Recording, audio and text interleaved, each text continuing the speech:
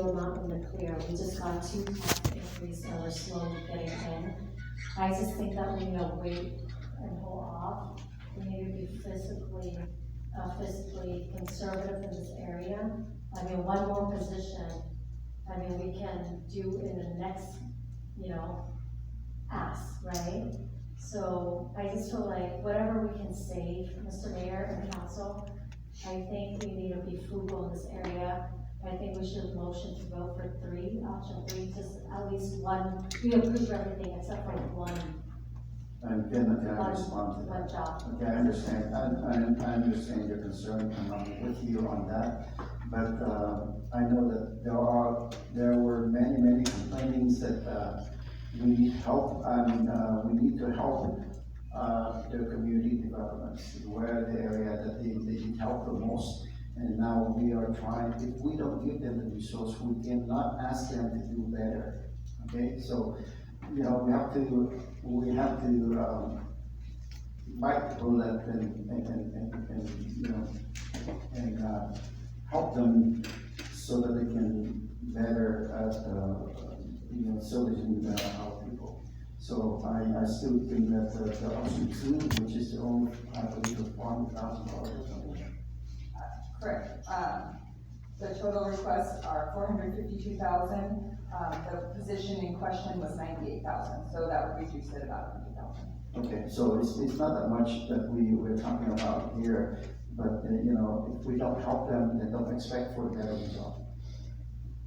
Just to be clear, City Manager, we're still, besides adding supplemental, we still have not filled the budgeted positions from the previous year, is that correct? Yes, we still have vacancies. So we're not necessarily spending the money they're budgeted, but we haven't spent it because we haven't been able to fill those positions. And I know you mentioned community development. This position is actually community services. It's actually Community services. Yes, because we have. Johnson. I mean, she's available to answer questions about, logistically about this particular position if the council would like to hear. I saw the list of how much more additional events we had compared to previous years. It's in the handful, so if there's one position, we need that.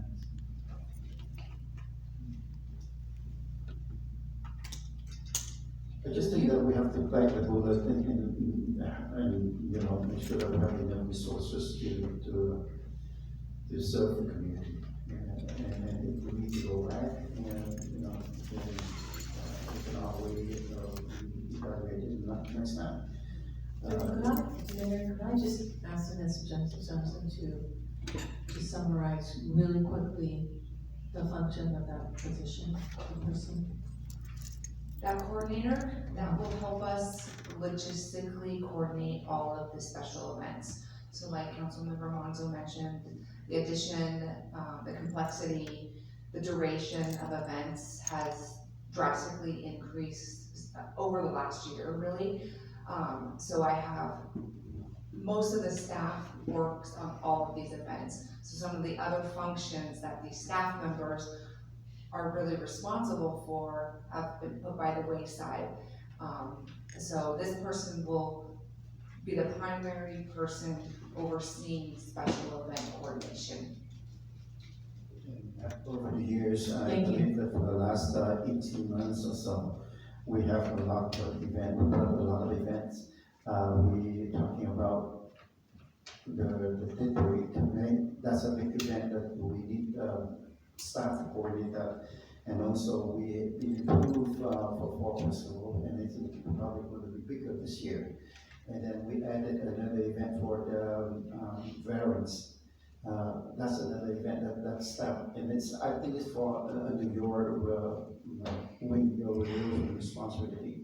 So we are talking about, we are trying. I know that some of us are trying to add more activities for the community service, right? And we trying to add more and more, and without giving them the resource, and I think that it would be overwhelmed, and they can't do the job.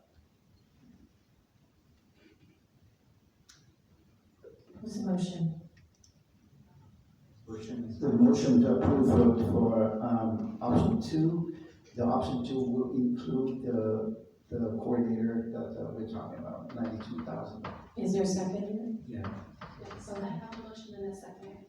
If I could ask my motioner or my seconder, we did have amendments made in the late communication memo. Are you including that in your motion? Yes. Perfect. So I have a motion made by Mayor Nguyen, a second by Councilmember Monza. This is to move forward with option two and to include the amendments as outlined in the late communication memo.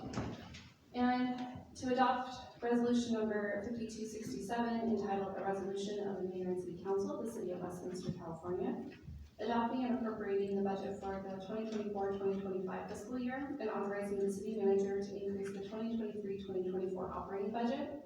And adopt resolution number 5268 entitled a resolution of the Mayor and City Council of the City of Westminster, California, establishing Article X111B appropriation limit for the 2024-25 fiscal year.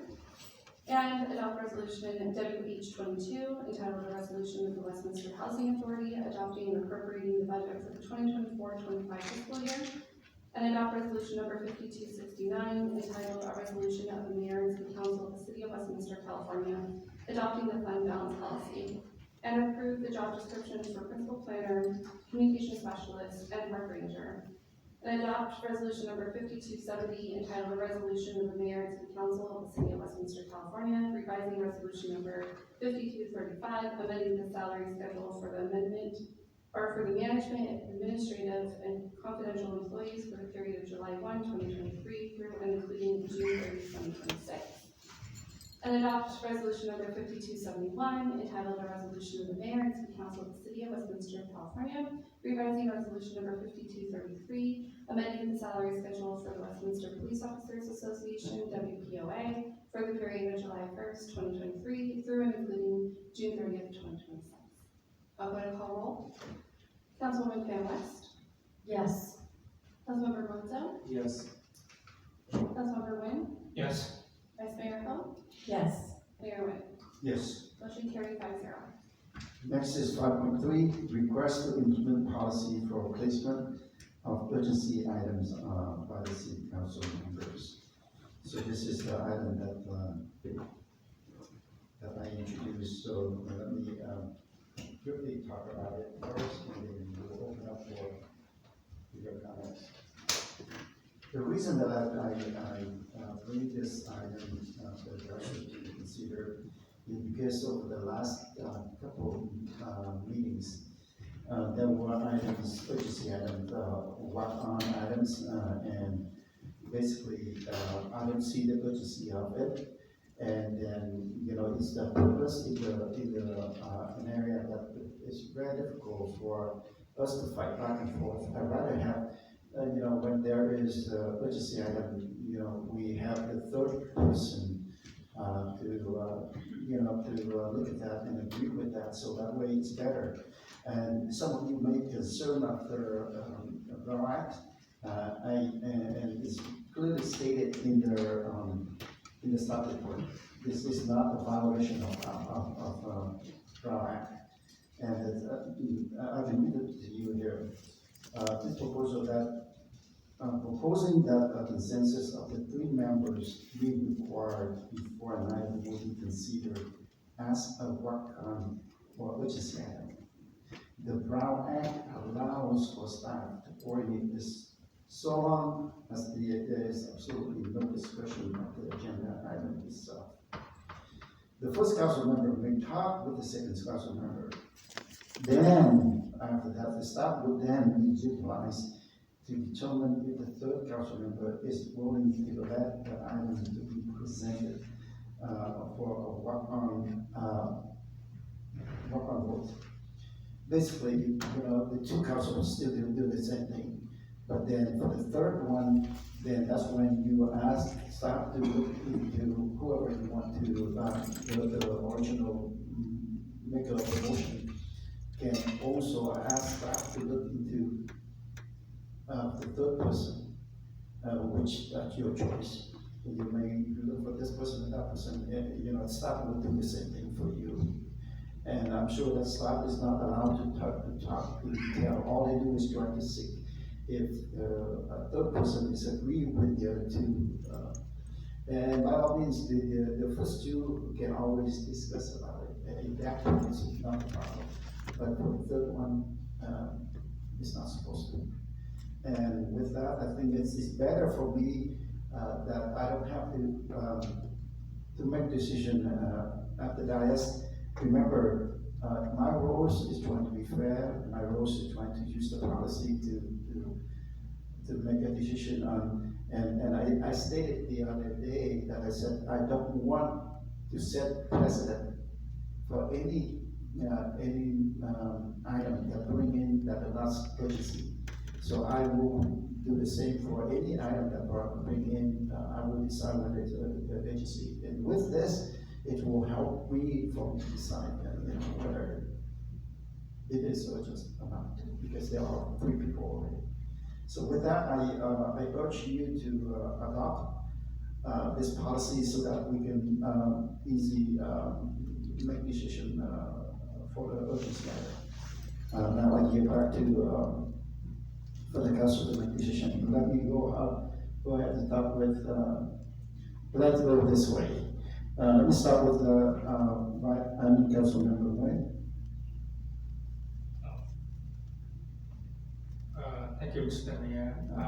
You caught me by surprise by, doing this. You know what? I strongly oppose this item policy because it is unconstitutional. I consider it will impose a tyranny of the majority and conflict with democratic practices. I think if the majority of the council approve this, we are one step closer to dictatorship. For now, only the mayor can agendize an item by himself. Only him to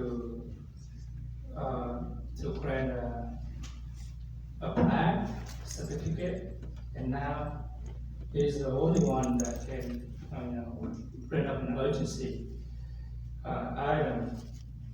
And basically, we are here for nothing, right? The people elected us in District 1, 2, and 3, and 4, for us to speak up, to represent them.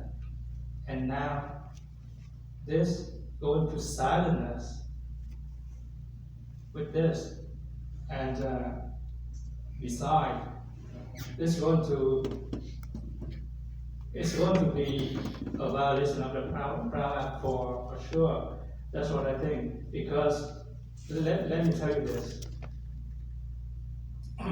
For instance, if 2 council members agree to that the item is urgency to work on, and then they are the people that can discuss in details about the problem, and then we need one more council member to agree on that.